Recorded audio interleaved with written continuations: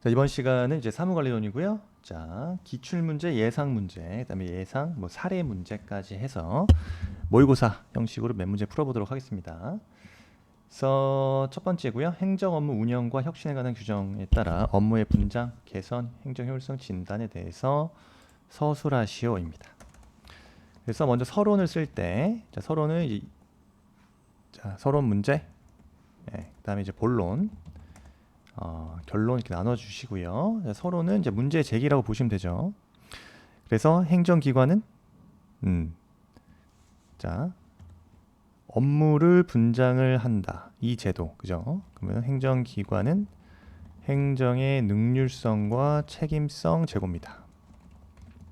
그 다음에 항상 나오는 말 있죠? 국민에게 양질의 행정 서비스를 제공하기 위해서 체계적인 업무 분장, 그 다음에 지속적인 업무 개선, 행정 효율성 진단 등의 제도를 통해서 행정 업무, 행정 운영에 혁신을 꾀한다. 점수는 여기 들어가겠죠. 첫 번째 써야 될 게 업무의 분장이고요. 두 번째가 업무의 개선, 세 번째가 행정 효율성의 진단이라고 보시면 되겠습니다. 그래서 업무의 분장에서 5점 정도 제공되고 부여되고, 그 다음에 업무 개선에서 7점, 행정 효율성 진단에서 한 8점 정도 점수가 부여가 될 것이다. 자, 그 다음에 업무 분장을 쓸 때 업무 분장이 뭐 하는 거죠? 업무의 분장을 통해서 얻고자 하는 것은 각 처리과의 장은 업무의 효율성과 책임 소재의 명확합니다. 책임 소재 명확화를 위해서 소관 단위 업무를 단위 업무별로 분장한다. 명확화를 위하여 소관 업무를 단위 업무별로 이제 분장한다 이겁니다. 이 분장하는 과정에서 뭘 고려해야 되냐? 당연히 소속 공무원 간의 업무량의 균형을 고려해야 된다. 그 이유는요?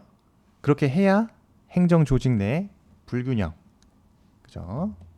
이는 행정 조직 내의 불균형과 과중 업무를 방지하여 조직의 효율성을 제고하는 데 기여할 수 있다 이거죠. 요게 한 5점 정도입니다. 그 다음 두 번째, 업무의 개선입니다. 그래서 업무의 개선 첫 번째, 목차 지속적인 행정 업무 개선을 추진해야 된다.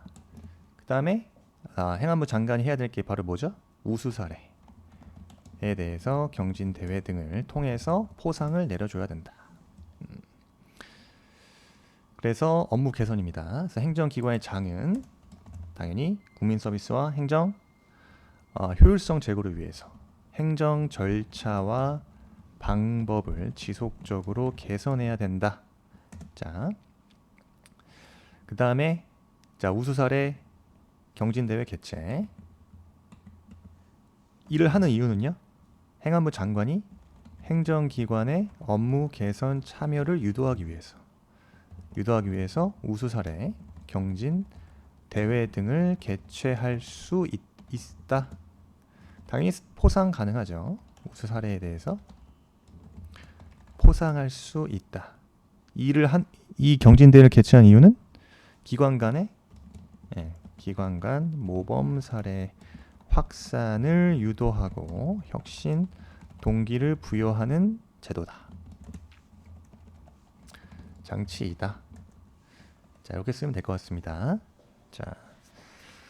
그 다음에 이제 효율성 진단이에요. 효율성 진단. 행정 효율성 진단에 대해서 작성하시오. 그럼 당연히 행정 효율성이란 뭐다? 의의를 써야겠죠. 행정 효율성 진단은요, 행정 업무의 흐름을 시각화하여서 분석하고, 그리고 기존 업무 방식을 재설계하는 혁신 활동을 말한다.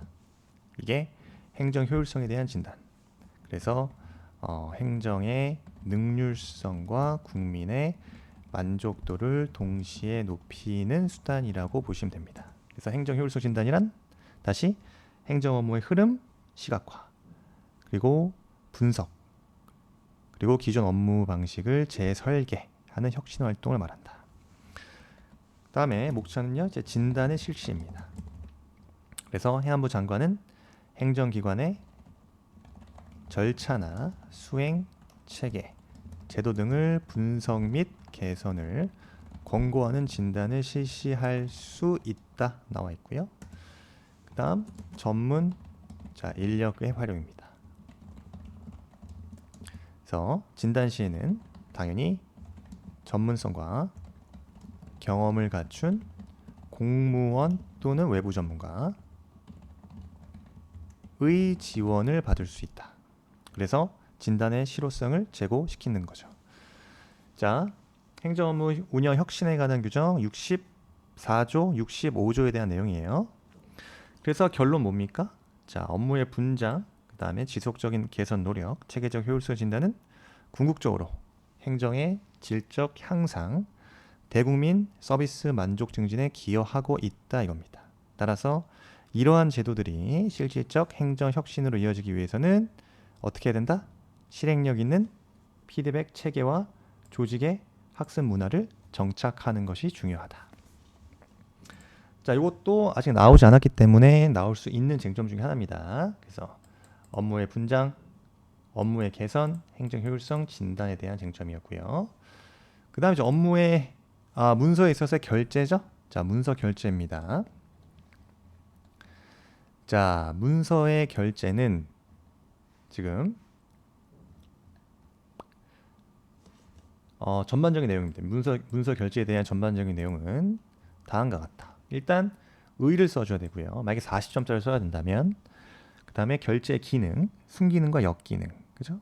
종류, 그 다음에 효과, 그 다음에 중요한 거죠. 목차 5번에 결제의 표시 방법입니다. 이 표시 방법은 7점을 정도 부여될 수 있는데 일반 결제와 전결 표시, 그 다음에 대결 표시를 나눠서 구분해서 기록해 줘야 된다. 답안을 작성해야 되고요. 그다음에 결제 문서에 있어서의 수정 역시 중요한 쟁점 중에 하나죠. 그래서 결제 문서를 수정을 작성할 때에는 원칙, 예외, 그죠? 원칙은 결제를 받은 문서를 수정할 때에는 다시 재작성해서 결제를 받는 게 원칙이죠. 다만 종이 문서의 경우 예외 처리가 가능하다. 즉 경미한 오류일 경우죠. 삭제나 수정 부분에 두 선을 긋고 정정을 하고요. 오류 정정자 이름, 날짜를 기재해서 수정할 수 있다. 자, 그래서 평가 기준은요. 결제의 개념에 대한 명확성, 그 다음에 기능, 그죠? 그다음에 종류가 중요하다. 종류. 자, 그 다음에 이제 효과, 결제 표시 방법, 문서에 대한 수정에 대한 내용이고요. 자, 그러면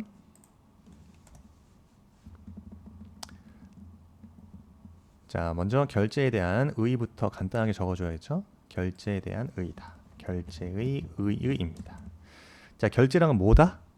기관의 장이에요. 기관의 장 또는 권한 있는 자가 당의 사안에 대한 의사 결정을 공식적으로 승인하는 행위. 결정으로 의사 결정을 공식적으로 승인하는 행위를 말한다. 따라서 결제를 통해서 조직의 의사결정 절차의 최종적 승인 단계이다. 자, 결제가 이루어지면 문서의 효력 발생이 되는 거죠. 문서가 효력이 발생되게 된다. 그래서 문서 효력 발생에 직결되는 핵심적인 행정 행위가 바로 결제입니다. 자, 그러면 두 번째 쟁점이 결제의 기능이다 이거죠. 첫 번째가 순기능이 있을 것이고 두 번째는 역기능이 있더라. 자, 순기능은 뭡니까? 결제를 통해서 실무자의 현실적인 어떤 사정 등을 결제권자가 파악하고 반영할 수 있다는 거죠. 그리고 하급자의 지식, 정보 제공 등을 통해 의사결정의 질을 보완시킬 수 있다. 그 다음에 하급자의 기한 능력, 실무 지식 향상 등도 있을 수 있겠죠. 근데 제일 중요한 건 뭡니까? 이거죠. 결제 과정을 통해 직무 수행에 대한 통제와 지도 감독이죠. 그죠? 요게 중요하겠죠. 결제 과정을 통해서 직무 수행에 대한 통제와 지도 감독. 네. 몇 점이라고? 이게 한 4점 정도 부여될 겁니다. 역기능 및 해소 방안이 있을 수 있죠. 그래서 자, 결제를 통해서 어떻게 할 수 있어요? 의사결정 자체가 단계가 의사결정에서 지연되기 쉽다. 그 다음에 창의성 저하 또 소극적인 업무 태도가 발생될 수 있다는 거죠. 자, 그리고요 또 역기능 중에 단순한 확인 절차에 그치게 되겠죠. 예. 중요 정책에 대한 검토가 어려워질 수 있다는 역기능이 있습니다. 그럼 이를 해소하기 위해서는요 어떻게 해야 됩니까? 결제권 한에 위임을 좀 확대시켜 나가면 된다 이거죠. 그 다음에 절차를 좀 간소화시키고 기한권을 상향시키는 등의 조치가 필요하다. 자, 그래요. 그 다음 목차 세 번째 결제의 종류가 이제 10점 정도로 중요하죠. 자, 첫 번째가 협의의 결제죠. 협의의 결제. 두 번째가 전결. 세 번째가 대결. 이렇게 써줘야 되는데 아무래도 중요한 점수 자 3점 정도. 네, 3점에서 4점. 자, 일단 협의의 결제입니다. 결제란 자 법령 또는 규정에 따라서 누가 최종 승인권자, 최종 의사결정권자죠. 즉 기관장이 직접 문서에 대해 최종 의사결정을 내리는 방식을 말한다. 보좌기관 명의로 발신하는 문서라 하더라도요. 자, 최종 결재권자의 승인 절차는 필요하다 이거죠. 그래서 누가 결재한다? 기관장이 최종 의사결정권자로서 기관장이 직접 문서에 대해 최종 의사결정을 내리는 방식을 결재, 협의의 결재라고 하고 전결이라는 건요. 전결. 자, 기관장의 자, 업무의 일부를 어떻게 한다? 지시 또는 훈령 등을 통해 하급자에게 위임된 경우다. 그러면 위임이 됐습니다. 결재권이. 그러면 해당 정결사항은 정결권자가 독자적으로 결재권을 행사하게 되는 거죠. 그렇습니다. 그래서 결재권을 지시나 훈령 등을 통해서 위임이 된 경우를 말한다. 그래서 해당 정결사항은 정결권자가 독자적으로 결재권을 행사할 수 있다는 거고요. 자, 협의 결재 3점, 정결 3점. 자, 대결에서 1점 정도를 더 부여하겠죠. 자, 대결은요. 결재권자가 출장을 가거나 휴가 등으로 자리를 이석한 경우죠. 없을 경우입니다. 그때 그 직무를 대행하는 자가 결재하는 방식을 대행이다.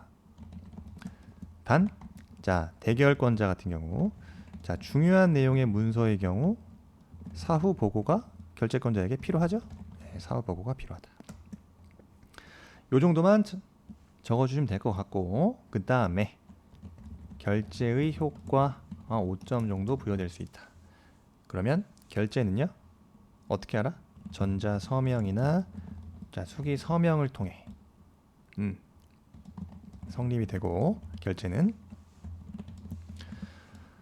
자 결제 자체는 결제가 이루어지면 문서의 효력을 발생시키는 최종적이고 절대적인 행위이다. 반대로 해석하면 결제가 없는 문서는 공식 문서로 성립될 수 없다. 성립되지 않으며 당연히 행정상 효력을 갖는다 안 갖는다. 행정상 효력을 갖지 않는다에 대한 문제입니다. 그 다음 목차입니다. 결제의 표시 방법. 자, 결제의 표시 방법은요. 자, 일반 결제인 경우 당연히 결제권자는 그 시기를 간단히 기재하고 또 뭐 해야 됩니까? 서명 및 날짜를 표시한다는 거죠. 전결 표시. 정결권자가 정결하는 경우죠. 전결 표시해야 되고 서명합니다. 정결 표시해야 돼요. 이때 상급자의 결제란을 설치해야 하네요. 자, 상급자 결제란 설치하지 않죠. 결제하지 않기 때문에 결제란은 정결 표시하기 때문에 별도로 상급자 결제란은 설치하지 않는다 적어주셔야 되고, 대결 표시예요. 자, 결제 표시 방법 이것도 중요하기 때문에 한 7점 정도. 일반 결제에서 2점 부여되고 나머지 2점, 대결 표시가 한 3점 정도 부여될 수 있다. 당연히 대결권자도 대결 표시하고 서명합니다. 근데 정결사항을 대결하는 경우가 있다. 이 한 줄만 써줘요.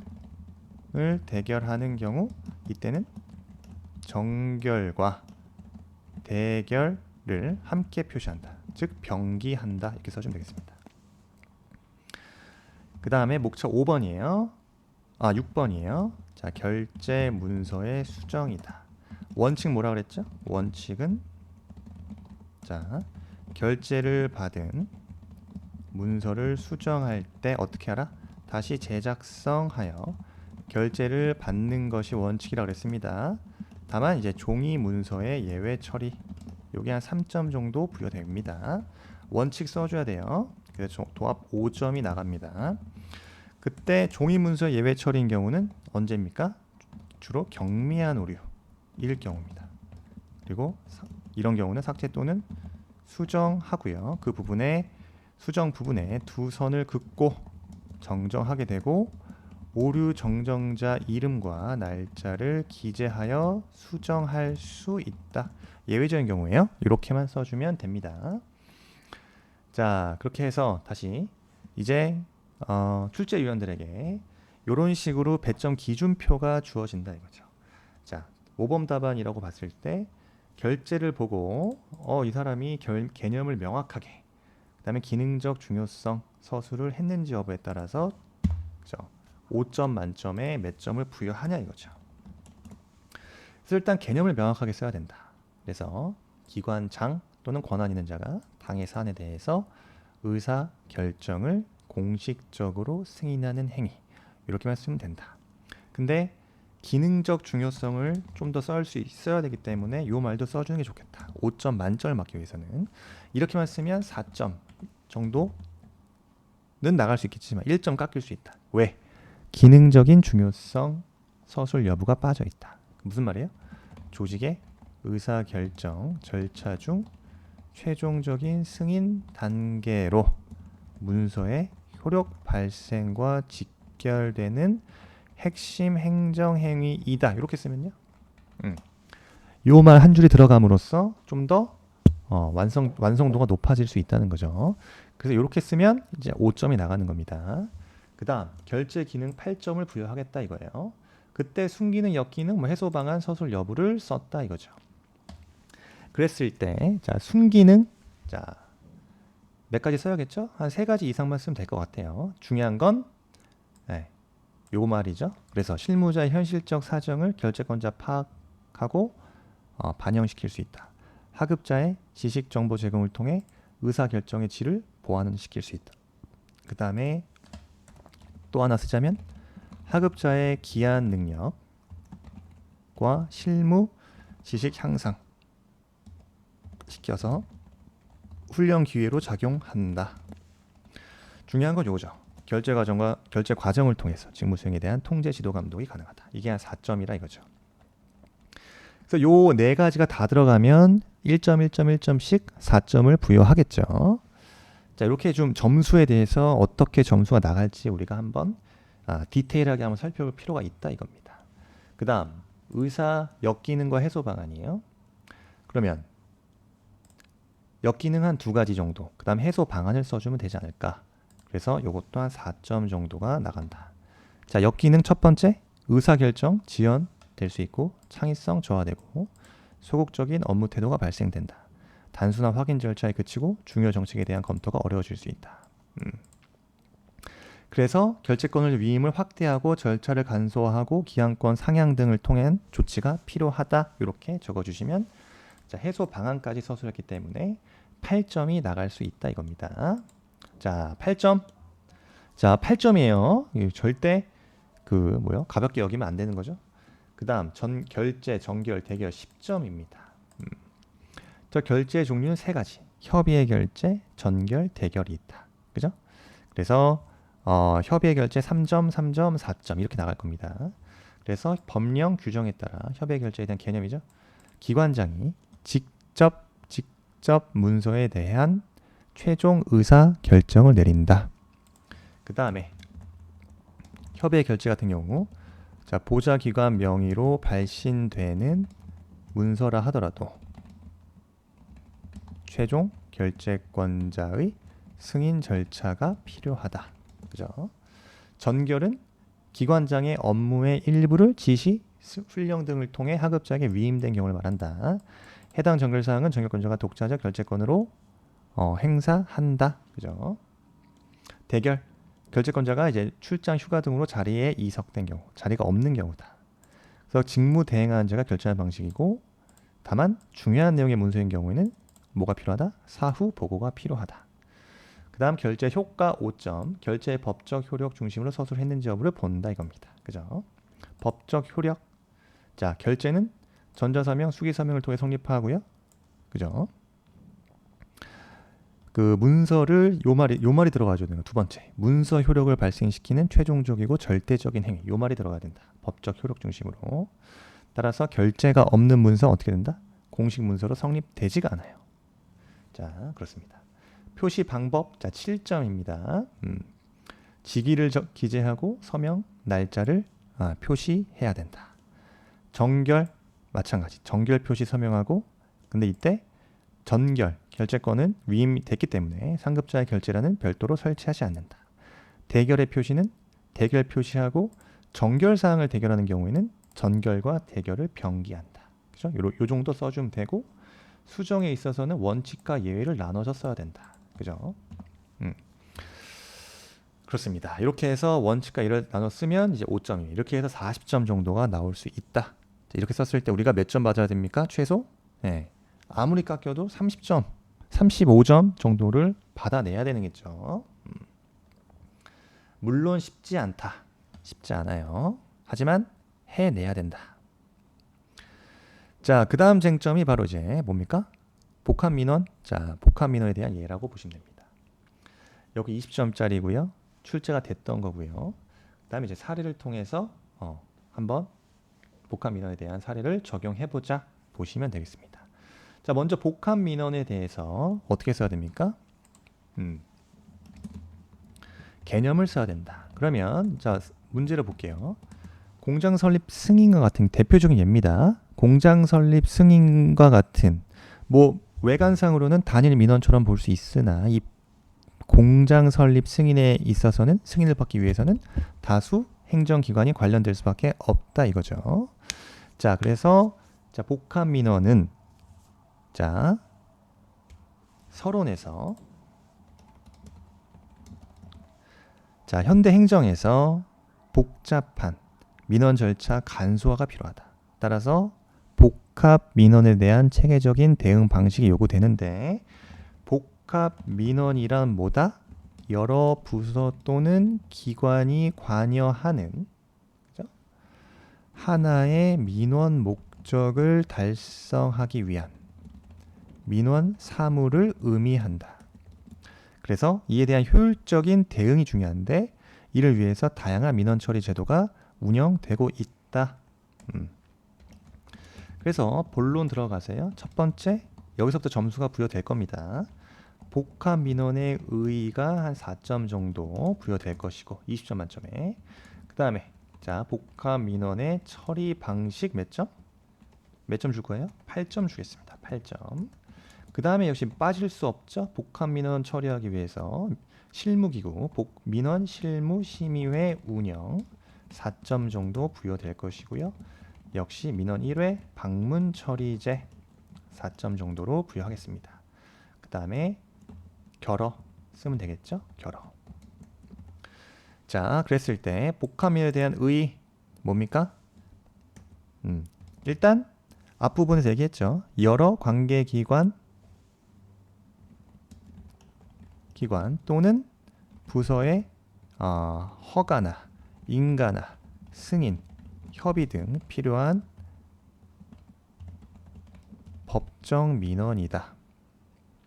지금 상황에서 얘기한 것처럼 공장 설립 승인과 같이 단일화 민원으로 볼 수 있으나 다수의 행정기관이 관련되는 경우를 말한다. 그래서 복합 민원은 체계적인 대응이 필수적이다. 왜 그렇다?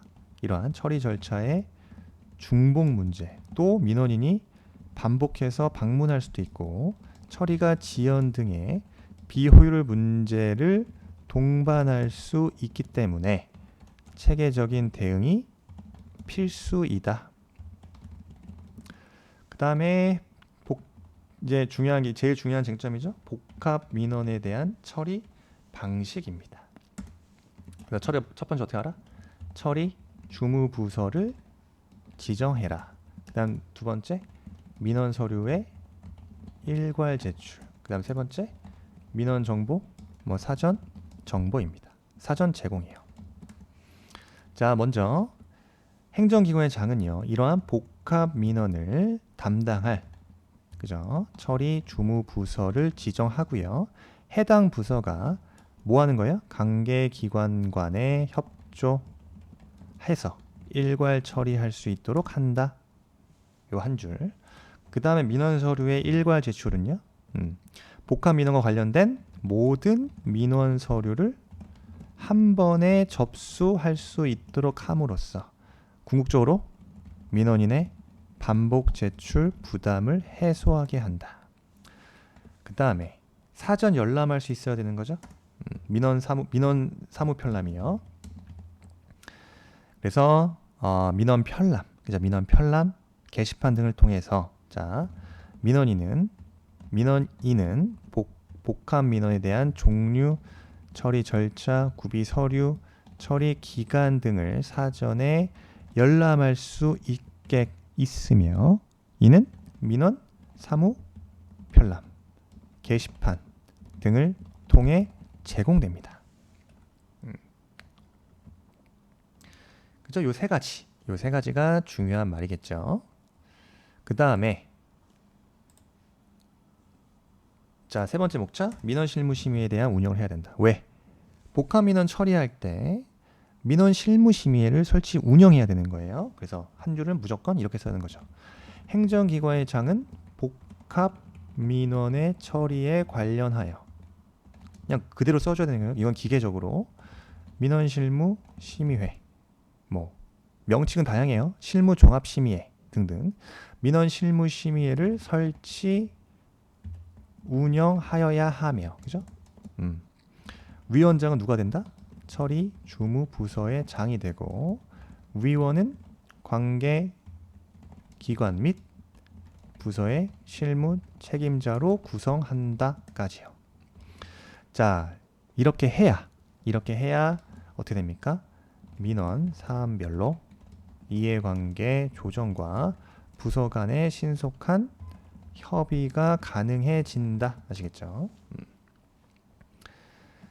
자, 그런 겁니다. 자, 이렇게 써주면 될 것 같고요. 그 다음 쟁점에서 민원 1회 방문 처리제도 한 3줄 정도 써줘야 됩니다. 그래서 역시 민원 1회 방문 처리제란 민원인이 불필요하게 재방문을 하지 않도록, 재방문을 방지하기 위해서 담당 공무원이 자료 확인, 그 다음에 부서 간 협의 등 모든 절차를 내부적으로 일괄 수행하는 제도를 말한다. 이를 위해서 뭐 해야 됩니까? 이를 위한 구체적인 운영 방식은 다음과 같다. 자, 뭐가 있습니까? 첫 번째, 민원 1회 방문 상담 창구를 운영한다. 두 번째 뭐죠? 민원 후견인 제도를 운영한다. 그다음 세 번째, 심의위원회 운영 및 재심의 절차. 그 다음에 행정기관장의 최종 결정입니다. 결정권은 행정기관장에게 있다. 그래서 민원 1회 방문 처리제, 지금은 요약해서 쓰지만 20점짜리로 민원 1회 방문 처리제만 별도로 나올 수도 있기 때문에 그때는 좀 더 양을 늘려서 써야 된다. 하지만 지금 단계에서는 이런 기출문제에서는 이 정도만 쓰셔도 충분하다. 그래서 결론은 뭡니까? 복합 민원에 대한 효율적 대응, 이것은 곧 민원인의 편익 보장, 그 다음에 행정 신뢰 향상에 기여할 수 있다 입니다. 그래서 복합 민원 처리에 있어서 행정기관은 처리 절차를 간소화해야 되고 협업 강화해야 되고요. 기관 간의 정보 제공의 투명화를 통해서 민원 서비스의 질을 높여 나가야 된다 이겁니다. 아시겠죠? 요게 이제 기출 문제였고요. 그러면 또 나온다면 어떻게 나올 수 있겠냐? 자, 이렇게 사례형입니다. 사례형. 자, 다음 사례를 읽고 복합 민원 개념과 처리 방식, 그 다음에 행정기관의 대응 방안에 대한 민원 처리에 관한 법률 관련 규정에 따라 서술하시오. 자, 그래요. 자, 사안에서 중소기업 자 A 사는 지방도시 B시에 공장을 신설하려고 하는데 건축허가, 산업단지 개발 승인, 환경영향평가, 소방시설 설치 신고 등 여러 부서와 관계기관의 인허가를 받아야 하는 상황이다. 그런데 B시청의 민원 담당자는 어떻게 안내했어요? 각각의 부서로 나누어서 민원인이 직접 개별 접수하도록 안내했다. 그죠? 네. 굉장히 불친절하네요. 그 다음에 관련 부서 간 조율은 민원인의 몫으로 돌렸다. 미쳤죠? 네, 미쳤습니다. 이에 따라 A사는 유사한 서류를 여러 차례 반복 제출할 수밖에 없었다는 거죠. 관련 부서의 담당자들과 각각 연락을 취하며 3주 이상 행정기관을 반복 방문하였다. 문제가 있습니다. 그죠? 자, 민원인은 반복되는 서류 제출과 각 부서 간 일관되지 않는 요구사항으로 업무에 지장을 받았고 결국 B씨의 민원 처리 방식에 문제를 제기하였다. 그죠? 그랬을 때 A사가 겪은 민원 처리의 문제점을 복합 민원 처리 원칙의 관점에서 설명하고 B씨가 적용했어야 할 적절한 민원 처리 제도와 절차를 2가지 이상 제시하시오. 그래서 자, 어떻게 써야 돼요? 20점짜리다. 자, 그럼 문제점에 대해서 분석을 하고요. 지금 A사가 공장 설립 관련된 인허가는 당연히 건축허가, 그죠? 환경 영향 평가도 받아야 돼요. 소방 시설 관련된 점검도 받아야 됩니다. 따라서 다수 기관의 인허가가 필요한 전형적인 복합 민원이다. 그죠? A사의 공장 설립 관련 인허가는 건축이라든가 환경, 소방 등 다수의 기관의 인허가가 필요한 전형적인 복합 민원임에도 불구하고 지금 B씨의 행정기관은 어떻게 했습니까? 이를 단순 개별 민원으로 처리했다는 거죠. 그래서 복합 민원으로서의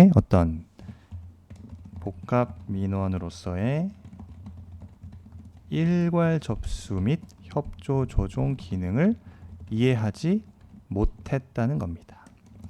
무엇보다 문제가 뭐예요? 민원 1회 방문 처리 제도를 적용하지 않아서 자, 민원인이 반복적으로 기관을 방문하게 했다. 그 다음에 동일 자료를 중복 제출하게 되었다. 그럼 뭐가 실현되지 않았습니까? 행정의 효율성 및 민원인의 권익 보호가 실현되지 못했다입니다. 그럼 이에 대해서 개선 방안, 그죠? 두 번째 쟁점이죠. 개선 방안을 제시해야 된다. 이게 한 10점 주겠습니다. 자, 문제점 분석도요. 10점 나갈 수 있어요. 자, 개선 방안은요. 자, 어떻게 해라? 한 3가지 정도만 2가지 이상 제시하시오. 그럼 3가지는 해줘야겠죠, 친절하게. 그럼 첫 번째 복합 민원 주무부서 지정을 해주고 자, 일괄 접수, 일괄 제출하게 해야 된다. 두 번째 민원 실무 심의회를 운영해야 되죠. 네, 그 다음에 민원 1회 방문 처리 제도를 적용해야 된다. 아시겠죠? 이게 핵심이 될 겁니다. 그랬을 때 첫 번째는요. B씨는 자, 공장 설립과 같은 관련한 이런 복합 민원을 통합 처리할 그 주무 부서를 지정해야 되는 겁니다. 그 다음에 그래서 A 법인으로 하여금 관련 서류를 한 곳에 일괄 제출하게 해야 되는 거죠. 그리고 관계 부서 간의 협조 및 조정을 행정기관 내부에서 직접 담당해 줘야 됩니다. 복합민원 처리 절차라고 보시면 될 거예요. 그 다음에 민원실무심의회의 운영이다. 역시 복합민원 관련 인허가 사항이 다수 기관에 걸치는 경우다. 이런 경우는 민원실무심의회를 운영함으로써 부서 간의 어떤 갈등이나 어떤 판단의 어떤 불일치를 사전에 해소할 필요가 있다. 그래서 민원인으로 하여금 예측 가능성을 높이고 또 뭘 처리 지연을 방지했어야 한다 이거죠. 그 다음에 민원인의 방문 처리제 적용해야겠죠. 역시 비시청은 담당 공무원이 내부 자료 조회 및 부서 협조 절차를 직접 수행함으로써 민원인이 그 행정기관을 단 1회만 방문해도 처리가 완료되도록 조치했어야 하며, 그죠?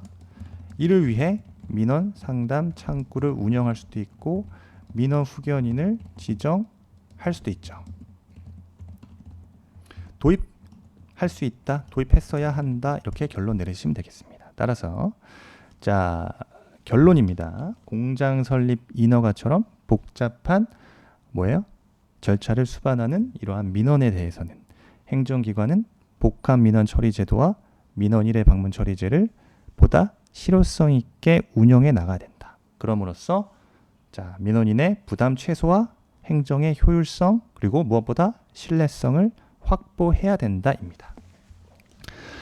자 아시겠죠? 이렇게 사례형도 나올 수 있고 이 사례형을 통해서 우리 연습을 통해서 어떻게 이 구조화된 복합 민원에 대한 내용을 잘 적용할 수 있으면 시험에서 좋은 답안을 쓸 수 있겠죠. 자 여기까지 보고요. 다음 시간에 이어서 업무관리 시스템, 과제 개념, 과제 종류 이런 부분까지 추가적으로 알아보도록 하겠습니다. 수고하셨습니다.